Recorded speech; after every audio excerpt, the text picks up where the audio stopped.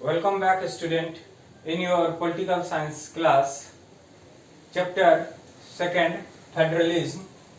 Subtopic is what makes India a federal country. In previous video, we already discussed India have power division in state and union, written constitution, and independent judiciary. On the basis of that, we can say India is a federal country. Here are some points. Independent judiciary, apex court. India has independent judiciary and the apex court, that is called Supreme Court. That's decided which is better and follow the rule by state.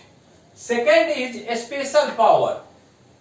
A special power, before a special power already we discussed union list, concurrent list and state list and residuary list.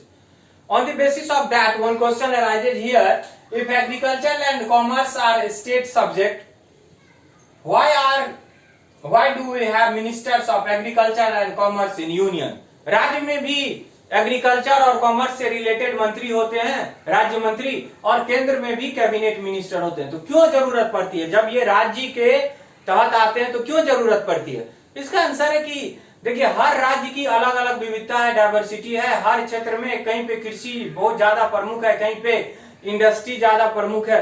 तो cabinet में होने के बाद क्या होता है, एक रूपता लाने का कोशिश किया जाता है। किसी जगह मान लीजिए खेती, जैसे अभी बिहार का उदाहरण दीजिए तो एग्रीकल्चर ही है, बाढ़ आ गया, सुखाड़ आ गया, एग्रीकल्चर नहीं होगा। लेकिन गुजरात का उदाहरण करेंगे तो वहां पे बहुत सारे ऐसे फार्म है जो ट्रैक्टर वगैरह भी बनाते हैं। तो दोनों के बीच में एक रूपता लाने के लिए ये काम किया जाता है कि कैबिनेट जो होता है वो एक रूपता लाता है।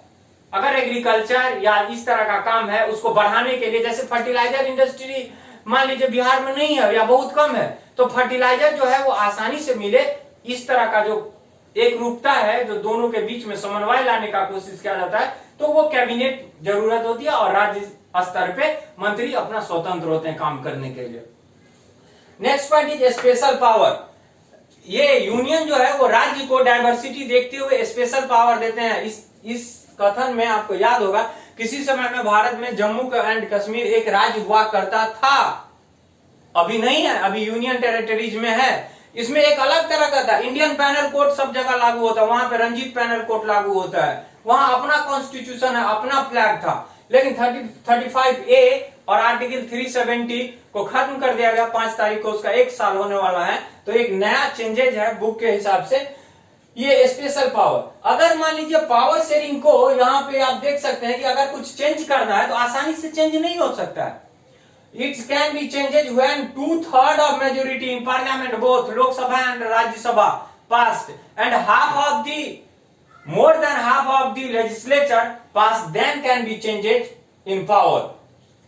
Next, in limited power, in every state have additional power, limited power and different power. They have so small, वो इतने छोटे होते हैं कि किसी राज्य में उनको समावेश नहीं किया जा सकता, और फिर उनको अलग से एक राज्य का दर्जा भी नहीं दिया जा सकता। तो उनको क्या है कि यूनियन टेरिटरीज के रूप में मान्यता दी गई है, जहां पे यूनियन ही डिसाइड करते हैं, केंद्र ही ज्यादा से ज्यादा वो डिसाइड करता है, इनके कंट्रोल में होता है। All state in India unions do not have identical power. तो ये सब जो आ जाएंगे वो कहां आ जाएंगे, यूनियन टेरिटरीज में आ जाएंगे। इसके आधार पे अब राज्य और केंद्र में अगर कोई डिस्प्यूट्स है तो एपेक्स कोर्ट और बहुत सारे आयोग और संगठन बने। अगर याद होगा तो सरकारिया आयोग एक बना जो राज्य और केंद्र के बीच में जो डिस्प्यूट्स होगा उसको सॉल्व करने का कोशिश करेगा, पानी को लेकर के, बिजली को लेकर के, ये कभी कभी ऐसा होता है तो उसको सॉल्व किया जाता है। On the basis of this point we can say that India is a federal country. अब नेक्स्ट जब हम लोग आगे पढ़ेंगे तो इसके बाद मैं आपसे एक क्वेश्चन पूछूंगा कि India is a federal country, इसके पक्ष में आप 5 पॉइंट या 3 पॉइंट बताइए। और India is a federal country, India is not a federal country, इसके पक्ष में 3 पॉइंट या 5 पॉइंट बताइए। तो तब तक आपको यह करना है कि आप इसके फेवर में कर सकते हैं, ये सब है, ये सब इंडिया फॉलो कर रहा है, इंडिया के पास है ये सब फीचर, ये फीचर है, इसलिए हम उसको फेडरल कहेंगे। अब ऐसा क्या है कि इंडिया को हम फेडरल नहीं करेंगे, नहीं कहेंगे? इससे पहले भी क्वेश्चन था, मैं वीडियो लिया था उसमें आपको बताया था, इंडिया के फेडरलिज्म को कहा जाता है सूडो फेडरलिज्म। इंडिया के फेडरलिज्म को कहा जाता है क्वाजी फेडरलिज्म। तो ऐसा क्या है कि कौन से रूल को वो फॉलो करते हैं जिसके आधार पे हम वो उनको क्वाजी फेडरलिज्म का नाम देते हैं, पार्शियल फेडरलिज्म का नाम देते हैं या सूडो फेडरलिज्म का नाम देते हैं। फर्स्ट वीडियो में ही मैं बताया था कि कनाडा के कॉन्स्टिट्यूशन से भारत का फेडरलिज्म लिया गया है। कॉन्स्टिट्यूशन में कहीं भी फेडरल टर्म नहीं आया, यूनियन ऑफ स्टेट आया हुआ। तो आप इस टर्म को सोचिए और इस क्वेश्चन का जवाब देने का कोशिश कीजिए। मैं इसको डिस्कस करूंगा। नेक्स्ट हम लोग लैंग्वेज पॉलिसी और ये सब पढ़ेंगे। ओके, तब तक आप खुश रहिए, पढ़ते रहिए। Best of luck.